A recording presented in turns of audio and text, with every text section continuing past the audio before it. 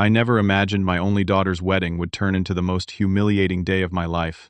Standing there in my custom tuxedo, champagne in hand, I watched in horror as my new son-in-law Jackson publicly demanded the keys to my family mansion, worth $19 million.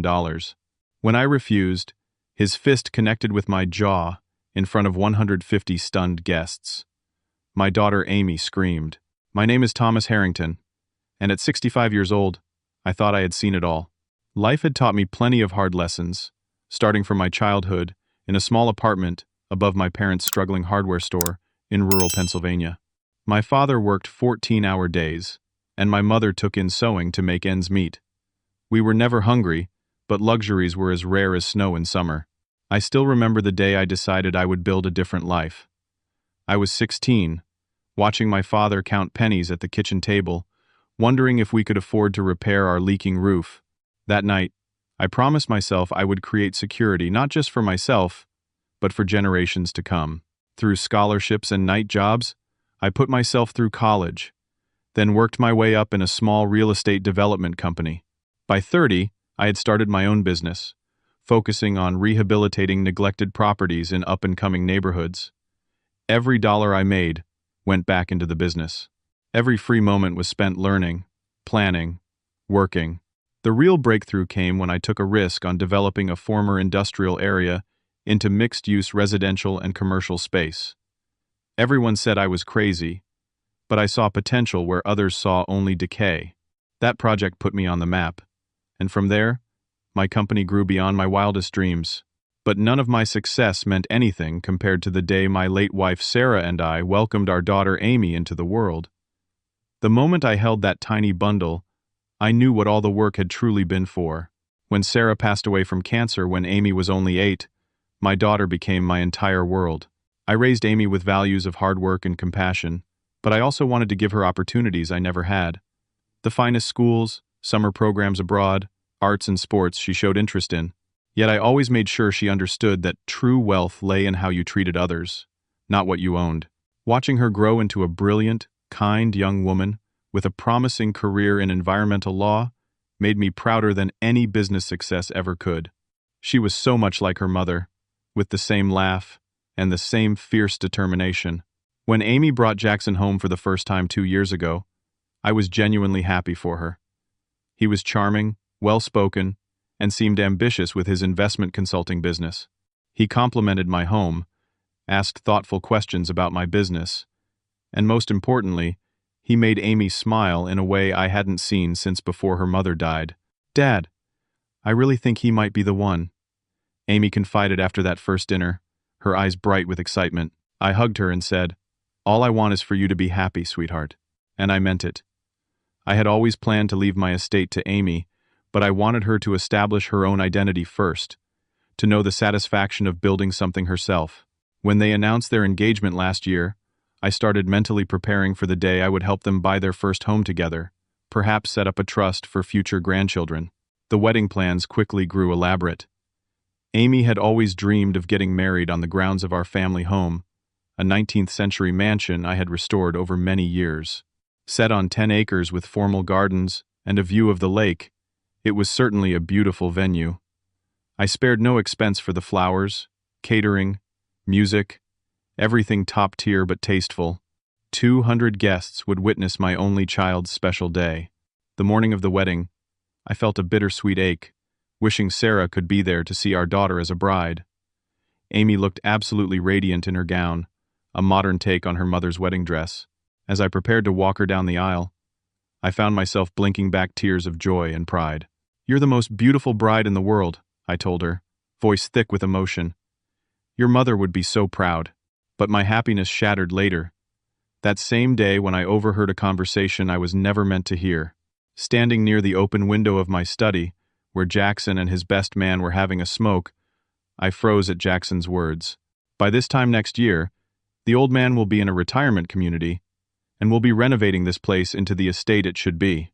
I've got big plans for the Harrington fortune, and they don't include Thomas continuing to live here playing Lord of the Manor." I stepped back from the window, my heart pounding. Surely I had misunderstood, but the chill that ran down my spine told me otherwise. The truth is, I had been noticing concerning patterns in Jackson's behavior for months, but had dismissed them as wedding stress or my own overprotectiveness. Now, those small moments clicked together like pieces of a disturbing puzzle. It started with subtle comments about my home. "This place is so traditional, Thomas. Have you ever thought about modernizing? When Amy and I have a family, we'll need to make some changes." Then came the gradual isolation. Amy began missing our weekly Sunday brunches, a tradition we'd maintained even when she was in law school. Jackson has a friend in town, or Jackson planned a surprise weekend away. Her calls became shorter, less frequent. Most concerning was when Amy announced she was taking a sabbatical from her law firm. "Jackson thinks I'm working too hard. He says with his income, I can afford to take some time to figure out what I really want." I remembered how hard she had worked for her position at that environmental law firm, how passionate she was about protecting natural resources. It wasn't like her to walk away. When I gently questioned her decision, Amy bristled. "You're being old-fashioned, Dad. There's more to life than work. You should know that better than anyone." The comment stung, hitting my long-standing guilt about the hours I'd worked during her childhood. I backed off immediately, not wanting to damage our relationship. Then came the increasing references to my wealth. Jackson would casually mention the vacation homes of his clients' parents, the vintage cars they gifted their children, the trust funds set up before weddings. "Thomas, you must have set up something similar for Amy, right? A man of your means would certainly have made provisions."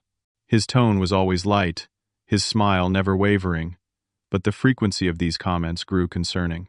3 months before the wedding, my longtime estate manager Bill approached me with troubling news. "Mr. Harrington, I'm not sure if I should mention this, but Mr. Cooper was here yesterday while you were in Chicago. He was showing a group of men around the property, even took them into your private quarters. When I questioned him, he said they were potential investors for a project you and he were discussing. I had no such project with Jackson, and had given him no permission to bring anyone to my home while I was away. When confronted, he laughed it off. Just some business associates who were curious about historic homes. I was singing your praises, Thomas. You should be flattered they're interested in your restoration work." I wanted to believe him, but something felt off. I decided to do some quiet investigating of my own. What I discovered sent a chill through me. Jackson's investment firm existed, but was nowhere near as successful as he claimed. In fact, it appeared to be struggling, with several client complaints filed with regulatory bodies. More disturbing was what my private investigator found about Jackson's gambling habits. He frequented high-stakes poker games and had accumulated debts that would make anyone sweat. This was not the stable, successful man I thought my daughter was marrying. I agonized over whether to tell Amy what I'd discovered. Would she believe me, or would it only drive a deeper wedge between us? I decided to try one more time to voice my concerns generally, without revealing what I knew. "Amy, honey, are you sure you and Jackson aren't rushing things? Marriage is a big step, and you've only known each other 2 years. Her reaction was immediate and defensive. "I knew you didn't really accept him. You've never thought anyone was good enough for me. Well, I love Jackson, and he loves me. We're getting married with or without your blessing." I backed down again, heart heavy with worry, but unwilling to risk losing my only child. Instead, I quietly began putting safeguards in place to protect both Amy and my assets. I updated my will and created an irrevocable trust with specific conditions and protections. I instructed my estate manager to install new security systems and change all access codes. Just 2 weeks before the wedding, I received the most shocking news yet. While reviewing some property documentation with my attorney Harold, he noticed something alarming. "Thomas, someone has been accessing information about your properties through the county records office. They've been pulling deeds, tax assessments, everything." Further investigation revealed that Jackson had been showing the mansion to potential business partners as if it were already his own property. My security cameras caught him giving tours while I was away on business trips. He had even brought in a contractor to take measurements for what appeared to be extensive renovations. I was furious, but determined not to create a scene that would hurt Amy. The wedding was days away, and cancellation would cause a scandal that would follow her for years. Instead, I accelerated my protective measures and decided to wait until after the honeymoon to have a serious conversation with both of them about boundaries and expectations. How naive I was to think I had time. I had no idea that Jackson's plans were already in motion and that my daughter's wedding day would become a battlefield I never anticipated. The wedding ceremony itself was beautiful, everything Amy had dreamed of. The weather cooperated with clear blue skies and a gentle breeze that carried the scent of roses through the garden. 200 white chairs were arranged on the lawn, with an aisle of cream-colored petals leading to an arch covered in lilies and ivy. As I walked Amy down the aisle, I pushed aside my concerns and focused on her happiness.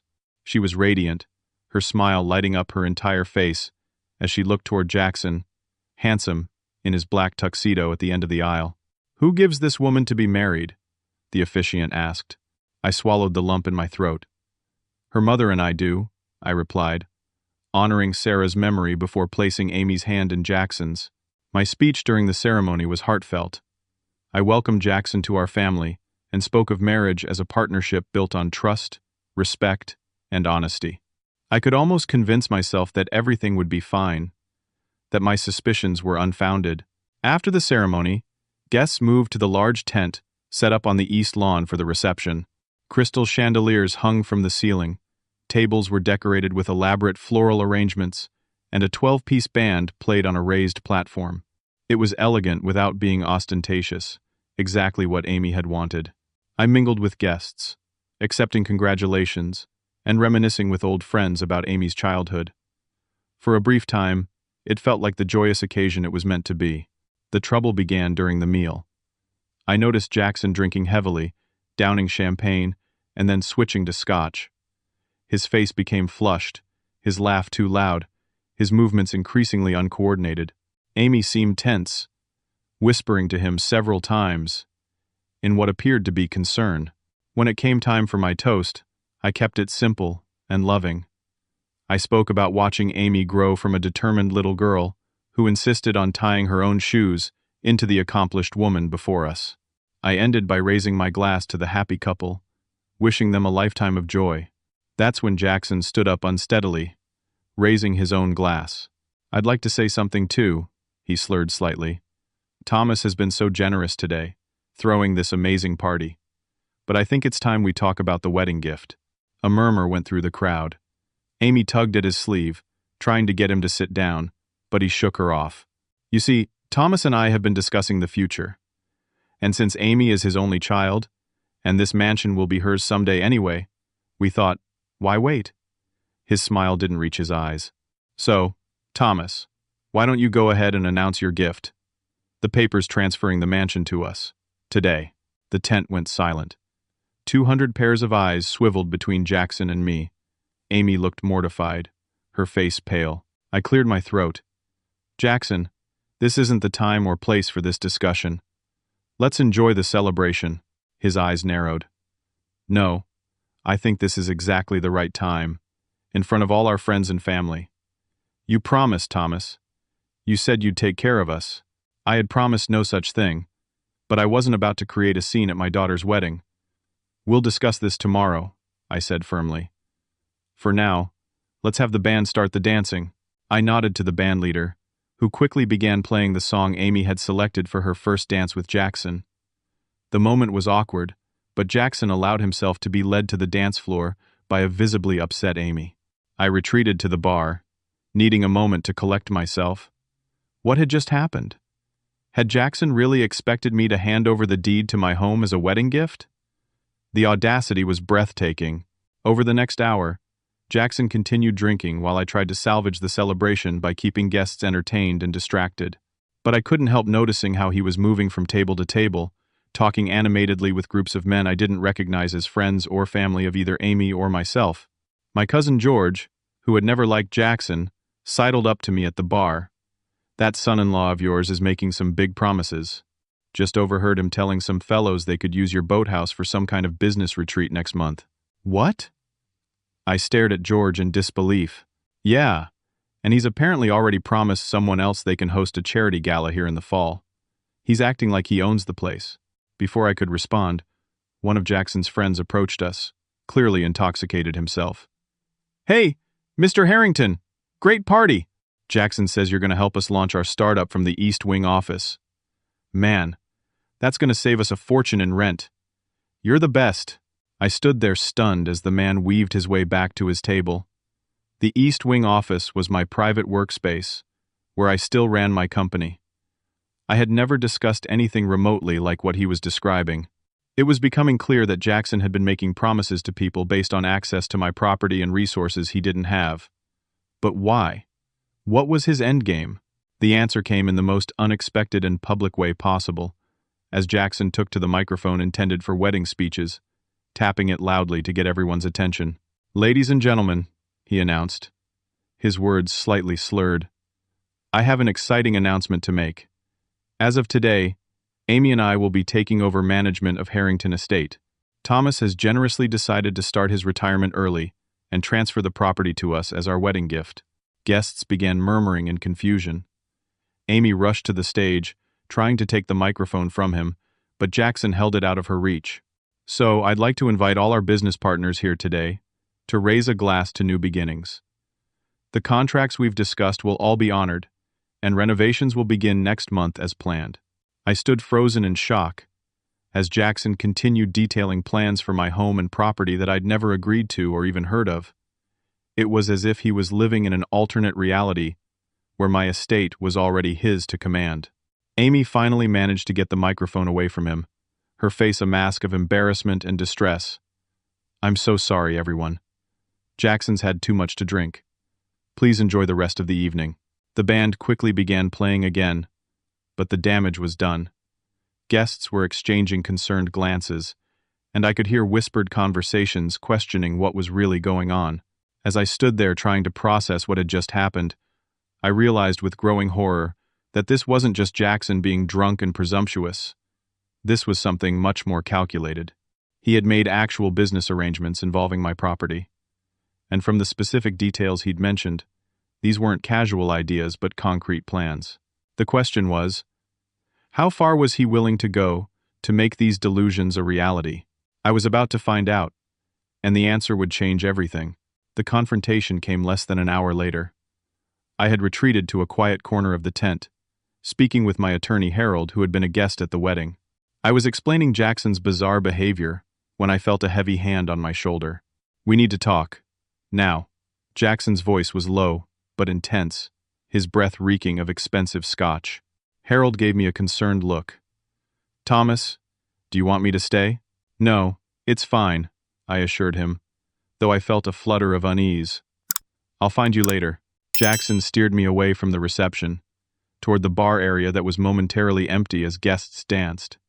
His fingers dug into my arm with surprising strength. "You're making me look bad, Thomas." His charming facade had completely vanished, replaced by cold anger. "I told you what needed to happen today." I carefully removed his hand from my arm. "Jackson, I don't know what you think we agreed to, but I never promised to give you my home as a wedding present. That's not happening today, or any day." His laugh was ugly. "Don't play dumb. You know exactly what this is about.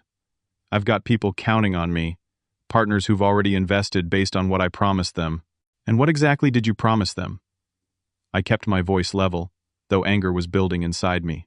"Access to your connections, your resources, the use of this property for our ventures." He gestured expansively. "You're what, 65? You don't need all this anymore. Amy is your only heir. It's all going to be ours eventually anyway." The entitlement in his voice was staggering. "Jackson, I built my company and this home from nothing. I decide what happens to them and when. Not you, not anyone else." His face darkened. "You don't understand. I need this to happen now, today." There was something desperate in his eyes that sent a warning signal through me. "I've already taken deposits, signed preliminary agreements." "You had no right to do that," I said firmly. "Whatever you've promised people, that's on you to fix." He stepped closer, his voice dropping to a threatening whisper. "Listen to me carefully. I've got the paperwork in my room. All you need to do is sign it. Transfer the deed to Amy and me today, with no restrictions, no conditions." I stood my ground. "Absolutely not. This discussion is over." Jackson glanced around, making sure no one was watching us, then reached into his jacket and pulled out a folded document. This is a transfer of deed I had drawn up. Sign it now, and I won't have to tell Amy about your little girlfriend in Chicago. I stared at him, genuinely confused. What are you talking about? His smile was nasty.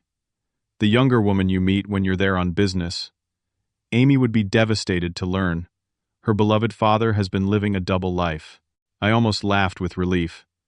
Jackson, I don't have a girlfriend in Chicago or anywhere else. My executive assistant Diane meets me there for quarterly business reviews because her elderly mother lives there and needs care.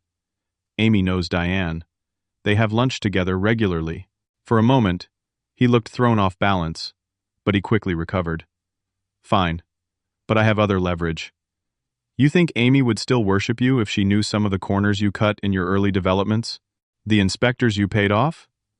I've been doing my research. This accusation made me genuinely angry. You've been misinformed. My projects have always been up to code and properly inspected. I built my reputation on quality and integrity. Anyone who told you otherwise was lying. I could see Jackson getting frustrated as his threats failed to land.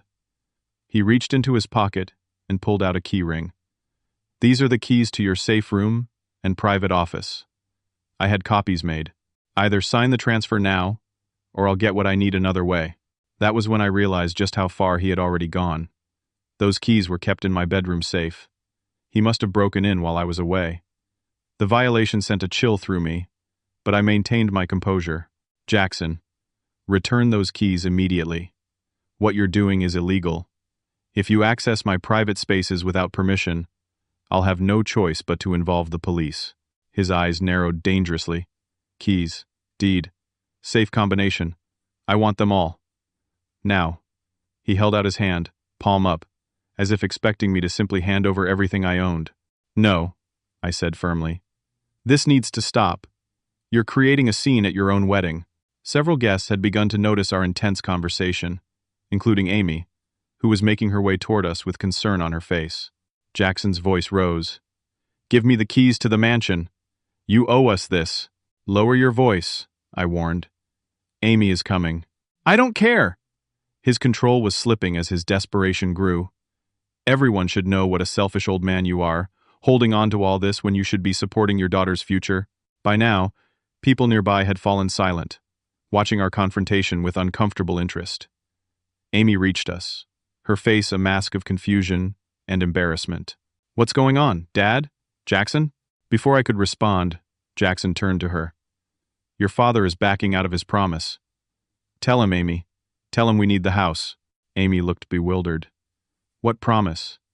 Jackson, what are you talking about? Don't play dumb, he snapped at her, causing her to flinch. The agreement.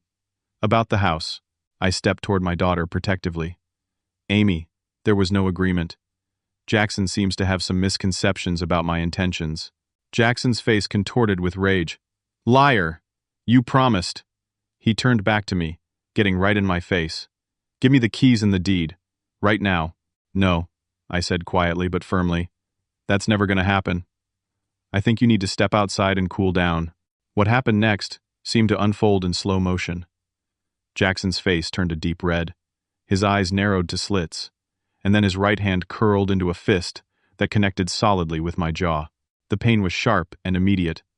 I staggered back, more from surprise than from the force of the blow. Amy screamed. Guests gasped. Someone shouted for security. I straightened up, touching my jaw gingerly. It wasn't broken, but I could taste blood where my cheek had cut against my teeth. Amy rushed to my side. Dad, are you okay? Jackson stood there, breathing heavily, seeming almost surprised by his own actions. Then he doubled down. Give me what I want, Thomas, or there's more where that came from. Security personnel were moving toward us now. Amy was crying, her perfect makeup streaking down her face. How could you? She sobbed, and for a moment I thought she was addressing me. Then I realized she was looking at Jackson. You hit my father? At our wedding? Jackson's expression changed instantly, becoming cajoling, apologetic.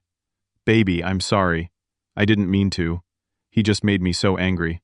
He promised us the house, and now he's trying to back out. Amy turned to me, confusion in her tear-filled eyes. Dad, Did you promise us the house? I shook my head. No, sweetheart, I never did. To my shock and heartbreak, Amy's expression hardened. So, you're just going to let us struggle while you live alone in this huge mansion? Do you know how hard it is to buy a house today? Jackson says we'll never be able to afford anything decent on our own. I couldn't believe what I was hearing. My daughter, who had a successful career before meeting Jackson, who had always been independent and strong-willed, was now acting as if she couldn't survive without my house being given to her. Amy, you know that's not true. You were doing wonderfully on your own, and I've always planned to help you buy your first home, but giving you this house wasn't part of that plan. See? Jackson interjected. He admits it.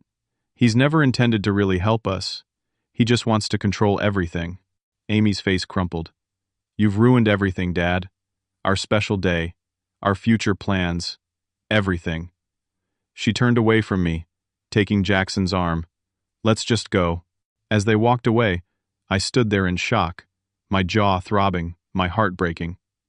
Around me, guests were whispering, some looking at me with sympathy, others with judgment. Harold appeared at my side, his face grave. Thomas, are you all right? Should I call the police? I touched my bruised jaw again, thinking of the scene that would cause, the headlines in the local papers. No, not now, but I need to speak with you privately. Immediately. As we walked toward the house, I heard Jackson's best man talking to another groomsman. Man, Jackson is screwed. Those loans are coming due next week, and if he doesn't get this place... I stopped, turning to the young man. What loans?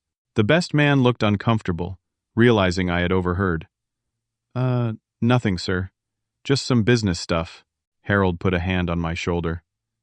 Thomas, we should continue this conversation in private. But I stood firm. No, I want to hear this. What loans is Jackson worried about? The best man glanced toward the tent where Jackson and Amy had disappeared, then seemed to make a decision. Look, I probably shouldn't tell you this, but Jackson's in deep with some guys you don't want to owe money to. He took out loans using property he said was his as collateral. My property? I asked, though I already knew the answer. The young man nodded. He showed them papers, deeds, everything. Said it was all being transferred to him today, at the wedding. That's why he's freaking out. If he doesn't deliver, Harold and I exchanged alarmed looks. This was worse than I had imagined. Not just entitlement or greed, but actual fraud. And potentially dangerous people expecting payment. Thank you for telling me, I said quietly. You may have just protected my daughter from something terrible. As we continued toward the house, I realized with growing horror that Jackson hadn't just been making empty threats or wild claims. He had actually committed fraud using my properties as collateral. My daughter was married to a criminal, and now I had to figure out how to protect both her and myself from whatever storm was coming. Once inside my study, I locked the door and collapsed into my leather chair, the events of the past hour swirling in my mind. My jaw throbbed where Jackson had struck me, but the physical pain was nothing compared to the ache in my heart. My only daughter had sided against me, believing the lies of a man who had just assaulted her father at her own wedding. Harold sat across from me, his expression grave. Thomas, we need to call the police. Jackson assaulted you and has apparently committed fraud. These are serious crimes. I shook my head slowly. I can't do that to Amy. Not on her wedding day. She'd never forgive me. She might not forgive you anyway, Harold pointed out gently. And if what that young man said is true, Jackson has put both of you in danger by borrowing money from unsavory characters using fraudulent collateral. I rubbed my temples, feeling every one of my 65 years. I know, but I need to handle this carefully. Amy is all I have. Harold leaned forward. Thomas, remember when you first came to me with concerns about Jackson 6 months ago? You said something felt off about him. Your instincts were right. I nodded, thinking back to when I'd first started noticing red flags in Jackson's behavior. The way he isolated Amy from her friends, his increasing interest in my financial affairs, the grandiose stories about his business successes that never quite added up. I should have been more direct with Amy then, I admitted. But I was afraid of pushing her away. It's not too late to protect her, Harold assured me. And yourself. But we need to act quickly. I straightened in my chair. Decision made. You're right. It's time to implement the contingency plan. Harold's eyebrows rose. You already have a plan? I've been documenting Jackson's suspicious behavior for months, I revealed, moving to my desk and unlocking the bottom drawer with a key from my pocket. Every inappropriate question about my finances. Every unauthorized tour of my property he gave when he thought I was away. Every attempt to access my accounts. I pulled out a thick folder and placed it on the desk. I also hired a private investigator 3 months ago. His reports are in here. Harold looked impressed as he opened the folder. You've been thorough. I had to be. Something about Jackson never felt right, but I couldn't put my finger on it. The PI confirmed my suspicions and found much more. I pulled out several reports. Jackson has a history of attaching himself to wealthy women, bleeding them dry, then moving on. He's done it at least twice before. Harold scanned the documents, his frown deepening. These previous relationships didn't end well. One woman had to declare bankruptcy. Another had a nervous breakdown. Exactly. And neither pressed charges due to embarrassment and his psychological manipulation. I pulled out another document. But I've also discovered he's been using forged documents claiming ownership of my properties to secure loans. That's criminal fraud. Harold nodded gravely. This is excellent documentation. What do you want to do next? I took a deep breath. First, I need to protect my assets. When I began suspecting Jackson's true nature, I placed all my properties in an irrevocable trust with specific conditions. The mansion can only be transferred to Amy if she's been independent of any spouse for at least 3 years. Smart move, Harold acknowledged. Second, I've already activated enhanced security protocols for all my financial accounts and properties. New access codes, additional verification steps, everything. I gestured to the security panel on the wall. As of this morning, Jackson's biometric access has been removed from all systems. Harold looked impressed. You really did think of everything. Third, I continued, I've documented all of Jackson's fraudulent activities and unauthorized access to my property. I have video of him showing the house to strangers while I was away, audio of him making promises regarding my assets, copies of documents he forged with my signature. This is all admissible evidence if we need it, Harold confirmed, reviewing the materials. I stood up and began pacing the room. But I'm most concerned about these loans he's taken out. If he's borrowed from dangerous people using my properties as collateral, that puts both me and Amy at risk when they discover the collateral doesn't exist. Harold's expression was grave. We should contact federal authorities. This crosses into wire fraud if he's been transferring money based on fraudulent documents. I nodded. Decision made. Make the call, but ask them to approach this discreetly. There are still 150 guests at my daughter's wedding, and I don't want a scene if it can be avoided. As Harold made the call, I stared out the window at the white reception tent on the lawn. Guests were still dancing and drinking, unaware of the drama unfolding. I could see Amy sitting at the head table, Jackson nowhere in sight. She looked lost and confused, and my heart ached for her. Harold hung up the phone. Agent Daniels from the Financial Crimes Unit will be here within the hour. He was already familiar with Jackson Cooper. That caught my attention. Already familiar? What do you mean? Apparently they've been building a case against him for months. Your evidence might be the final piece they need. Harold hesitated. Thomas, they may arrest him today. Here. Are you prepared for that? I sank back into my chair. No. But I don't see that we have a choice. If he's defrauded dangerous people using my properties, every day he remains free puts us all at risk. Harold nodded solemnly. There's one more thing we should consider. If Amy unknowingly participated in any of these schemes, she could potentially face legal exposure. The thought sent a chill through me. Amy would never knowingly participate in fraud. I believe that, Harold assured me. But we should make sure the authorities understand that as well. It might be best if she spoke with them voluntarily. I rubbed my bruised jaw, considering our options. Let me try to speak with her first. She deserves to hear this from me, not from federal agents. Be careful, Harold warned. Jackson could become desperate if he feels cornered. I nodded grimly. I know. That's why I want you to gather all the security personnel and brief them on the situation. Have them keep an eye on Jackson, but discreetly. I don't want to cause a scene unless absolutely necessary. As Harold left to coordinate with security, I took a moment to center myself. This was not how I had imagined my daughter's wedding day. Instead of celebrating new beginnings, I was gathering evidence for federal agents. Instead of dancing with Amy, I was trying to figure out how to tell her that her new husband was a con artist who had targeted her for her family's wealth.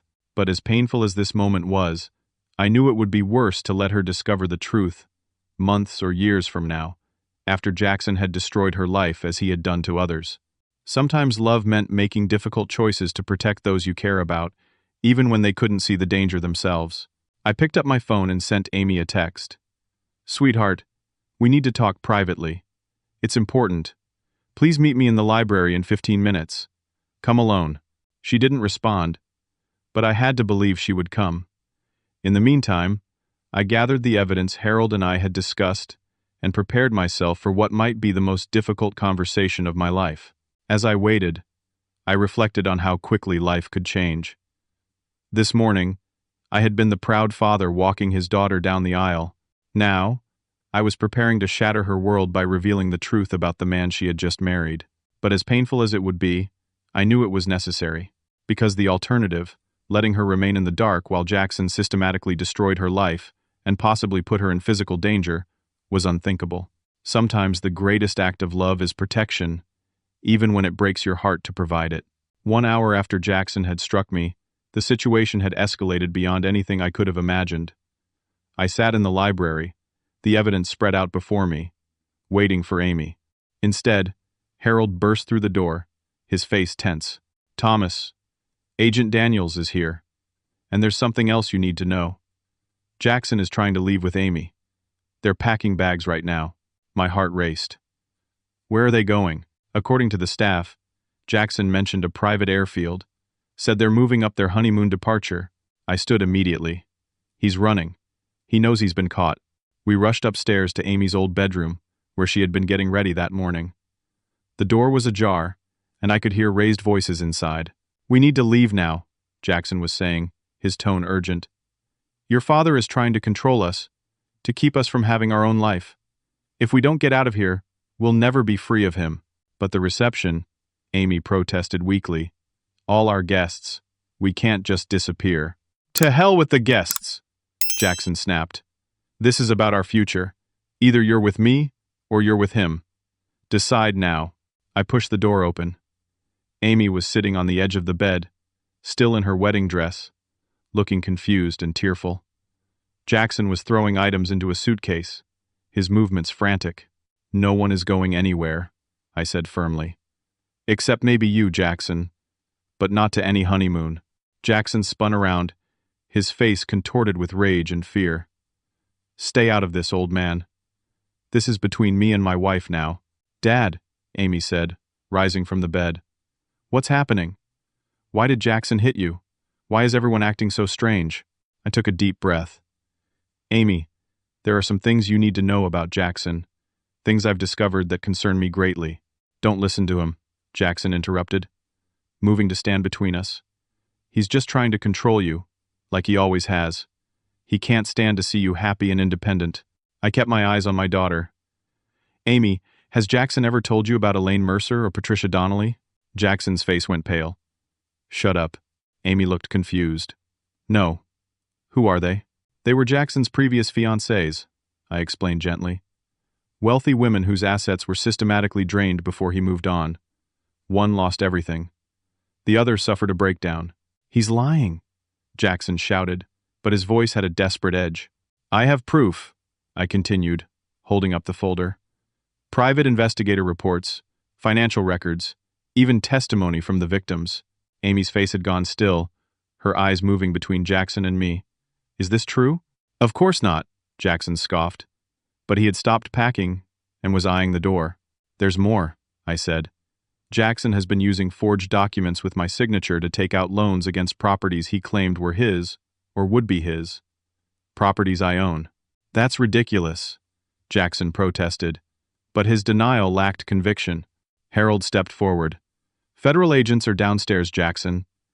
They're building a case against you for fraud, forgery, and wire fraud. These are serious charges. Jackson's expression shifted, calculation replacing panic. Amy, baby, you can't believe this. Your father has always been jealous of our relationship. He's making this up to come between us. Amy looked at him, then at me. Dad wouldn't do that, wouldn't he? Jackson countered. He's never wanted you to have your own life. He keeps you dependent on him. This is just his latest control tactic. I could see the doubt in Amy's eyes, and it broke my heart. Amy, I have only ever wanted your happiness. That's why this is so difficult. But you deserve the truth. The truth, came a new voice from the doorway, is even worse than your father knows. We all turned to see Megan, Jackson's former assistant, standing there. She looked nervous but determined. Megan? Amy said in confusion. What are you doing here? I came to stop you from making a terrible mistake, Megan replied, stepping into the room. Or rather, from continuing one. Jackson's face hardened. Get out. Now. Whatever you think you know. I know everything, Jackson, Megan interrupted. I handled your correspondence, remember? I saw the emails, the bank statements, the threats from creditors. She turned to Amy. I quit working for him 3 weeks ago, when I discovered what he was planning. I should have come forward then, but I was afraid. I'm sorry. Amy's voice was barely a whisper. What was he planning? Megan looked directly at Jackson as she spoke. He's been systematically targeting your father's assets for over a year. The marriage was just a means to an end. He has debts, Amy. Gambling debts, failed business ventures, loans from people who don't take kindly to not being paid back. Jackson lunged toward Megan. Shut your mouth, you treacherous bitch. I stepped between them, blocking his path. Touch her, and I'll add assault to the charges you're already facing. Amy had gone very still, her face pale. Jackson, tell me this isn't true. Tell me you didn't marry me to get to my father's money. For a moment, I thought Jackson might continue to deny everything. But as he looked around the room, seeing the evidence mounting against him, something changed in his expression. The charm and pretense fell away, revealing something cold and calculating beneath. Your father was right about one thing, he said with a sneer. I've been planning this for a long time. But he's wrong if he thinks he's going to stop me now. With surprising speed, Jackson shoved past Harold and bolted for the door. Harold tried to grab him, but Jackson was younger and faster. We heard his footsteps pounding down the hallway toward the stairs. Security will stop him, Harold assured us. But I wasn't so sure. Jackson had proven himself resourceful and had clearly planned for contingencies. Amy sat down heavily on the bed, her wedding dress pooling around her. I can't believe this is happening. How could I have been so blind? I sat beside her, putting a gentle arm around her shoulders. You weren't blind, sweetheart. Jackson is very good at what he does. He's fooled many people before you. But I married him, she whispered, tears streaming down her face. I defended him to you. I let him hit you. You didn't let him do anything, I assured her. None of this is your fault. Megan approached cautiously. Amy, there's something else you should know. I found evidence that Jackson was planning to control your behavior after the wedding. Isolation, gaslighting, financial control, classic abuser tactics. Amy looked up sharply. He was already doing some of that, wasn't he? The way he kept me from seeing my friends. How he convinced me to quit my job, making me doubt myself and my decisions. Megan nodded. It's a pattern. I saw him do similar things with others before you. Amy turned to me, fresh tears in her eyes. Dad, I'm so sorry. You tried to warn me, and I wouldn't listen. I hugged her tightly. All that matters now is that you're safe. A commotion from downstairs interrupted our moment. Heavy footsteps, raised voices. Then Agent Daniels appeared in the doorway, looking grim. Mr. Harrington, your security team intercepted Mr. Cooper attempting to flee through the kitchen. He's been detained, but he's demanding to speak with Amy before he says anything to us. Amy straightened her shoulders, wiping away her tears. I'll speak with him. I want to hear him admit what he's done to my face. Amy, you don't have to do this, I protested. She stood, smoothing her wedding dress with a gesture that broke my heart. Yes, I do, Dad. I need to look him in the eye and hear the truth. I owe myself that much. As we made our way downstairs, guests were gathering in small, worried groups, whispering among themselves. The beautiful wedding reception had devolved into confusion and speculation. I saw embarrassment and pain flash across Amy's face, as she realized her special day had become a spectacle for all the wrong reasons. Jackson was being held in my study by 2 security guards and Agent Daniel's partner. His wrists were cuffed behind him, his face a mask of fury. When he saw Amy enter in her wedding dress, something flickered in his eyes. Regret? Calculation? It was impossible to tell. 5 minutes, Agent Daniels said. Then we need to take him in for formal questioning. Amy stood before Jackson, her voice steady despite her red-rimmed eyes. Was any of it real? Did you ever love me at all? Jackson's expression softened, and for a moment, I could see the charm that had won my daughter's heart. Amy, baby, of course I love you. This is all a misunderstanding. Stop lying, she said quietly. I know about Elaine and Patricia. I know about the loans. I know what you've been planning. His facade cracked slightly. Your father has poisoned you against me. My father, Amy said with quiet dignity, tried to protect me from a predator, and I was too stubborn to see it. She took a deep breath. The truth, Jackson. For once in your life, tell me the truth. Jackson stared at her for a long moment. Then his shoulders slumped slightly. Fine. You want the truth? I needed money. A lot of it, quickly. Your father has more than he could spend in 10 lifetimes. So you used me to get to him. Amy's voice was flat. It wasn't personal, Jackson said with a shrug that made my blood boil. You were sweet, pretty, trusting. The perfect way to access his fortune. Amy nodded slowly, as if confirming something she already knew. When did you plan to leave? After you'd drained my father's accounts? Or were you going to take me for everything I had first? Jackson's smile was chilling. Why choose? With the right legal documents, I could have done both. Amy stepped closer to him, her expression calm but determined. I want you to know something. I discovered what you were 3 weeks ago. This caught everyone by surprise. Jackson's eyes widened. What? I found your burner phone, Amy explained. Saw your texts to your real girlfriend. Discovered the records of your gambling debts. Read your emails planning how to take control of Dad's properties. If you knew, Jackson asked. Confusion evident. Why did you go through with the wedding? Amy's smile was sad but strong. Because I needed proof. Concrete evidence I could take to the authorities. Evidence that would stand up in court. She glanced at Agent Daniels, which I've been providing to the FBI for the past 2 weeks. I stared at my daughter in amazement. Amy? You've been working with the authorities? She nodded. I didn't want to tell you, Dad. I was so ashamed of being taken in by him.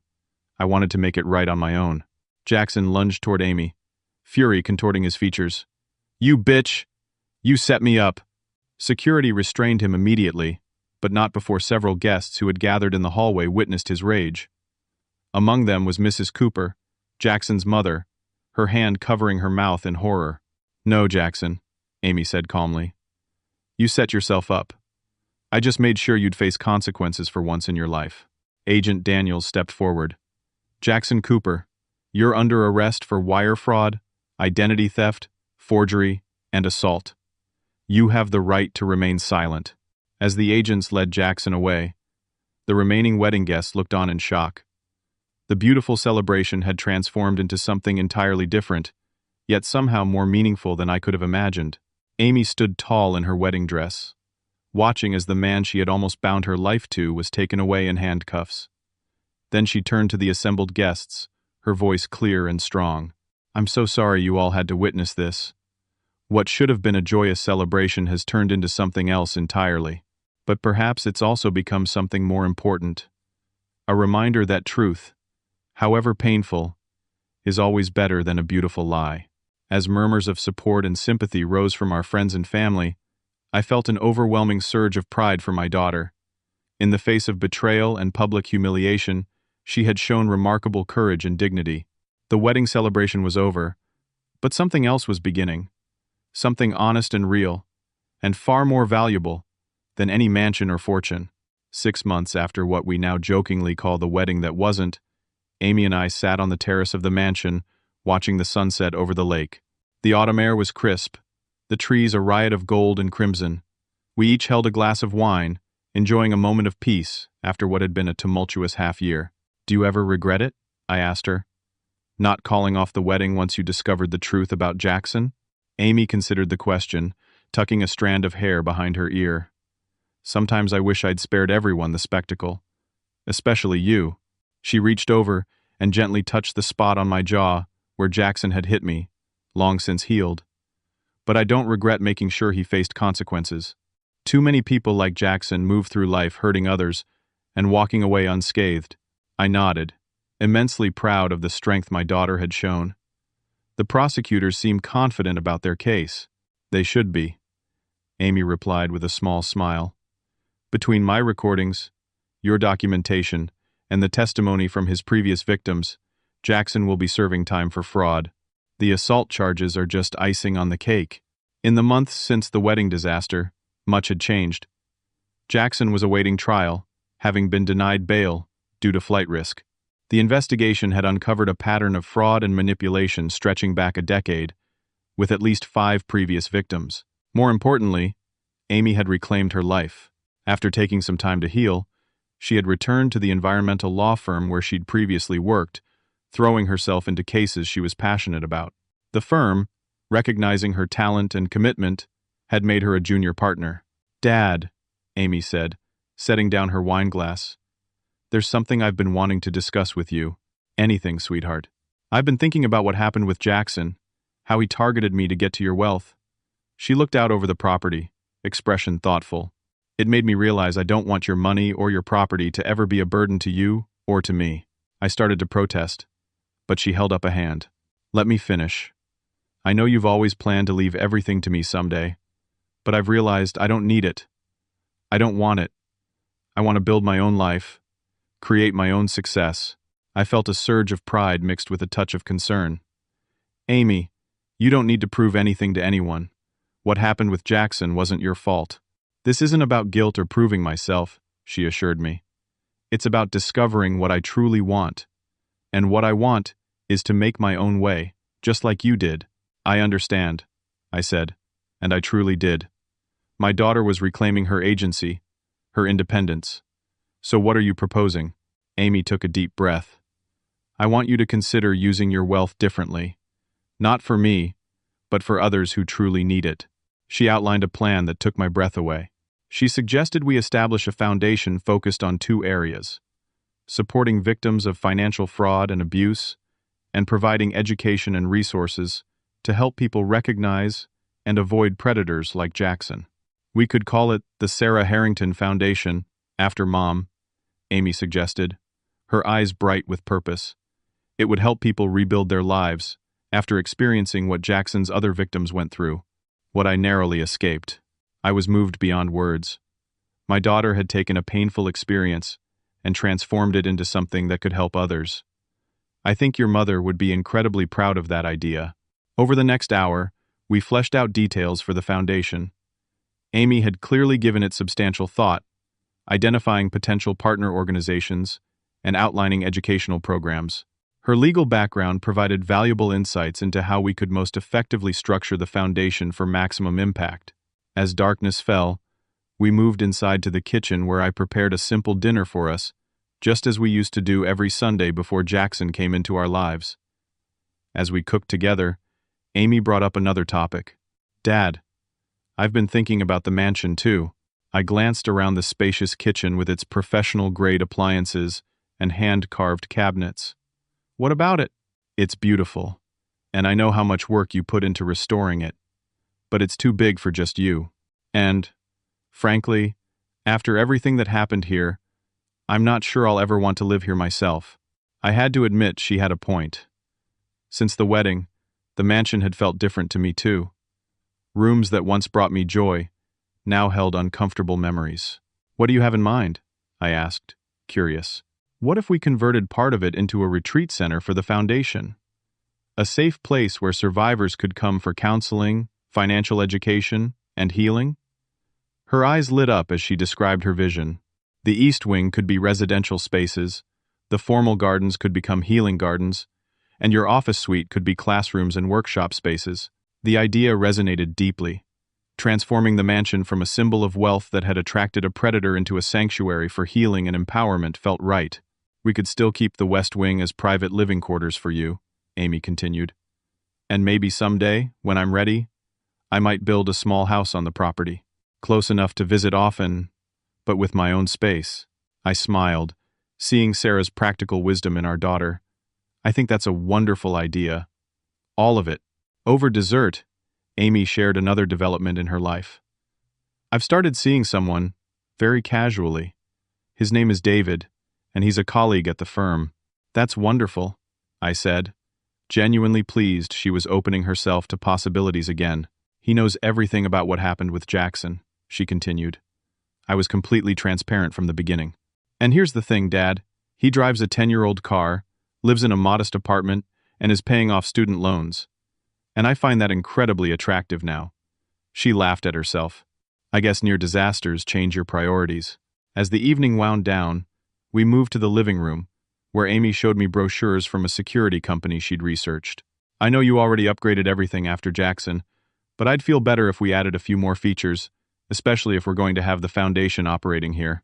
I agreed readily, touched by her concern. Speaking of security, I've been meaning to thank you for the regular dinner invitations. I know you're checking up on me, making sure I'm okay living here alone. Amy smiled. Guilty as charged. But I also genuinely enjoy our time together, more than ever before. Me too, I admitted.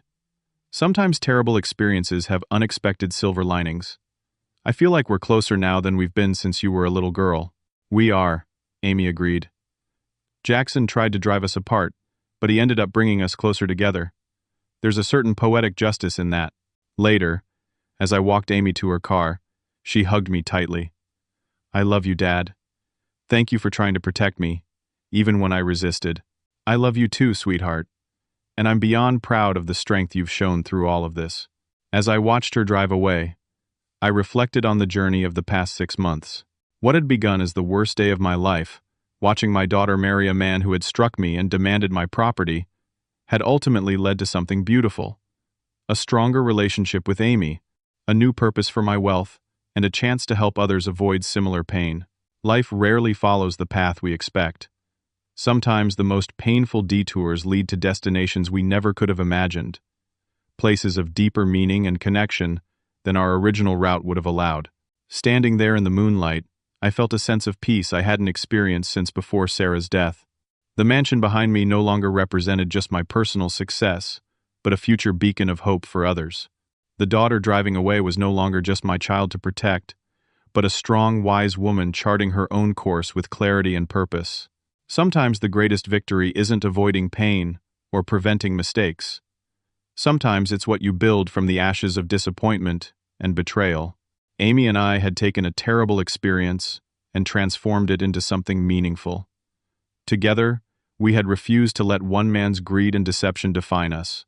Instead, we had defined ourselves by our response: courage, honesty, forgiveness, and a commitment to helping others. And in doing so, we had honored Sarah's memory more profoundly than any wedding or mansion ever could. As I turned back toward the house, I knew with certainty that whatever challenges the future might hold, Amy and I would face them together, stronger for having weathered this storm. And that, more than any material possession or achievement, was the true wealth I had built in my lifetime. Have you ever had to make a difficult decision to protect someone you love, even when they couldn't see the danger themselves? Comment below with your experience. If you found this story meaningful, please like, subscribe, and share with others who might benefit from it. Thank you for listening. And remember that sometimes the most painful moments in our lives can lead to our greatest growth and most meaningful connections. Until next time, take care of yourselves and each other.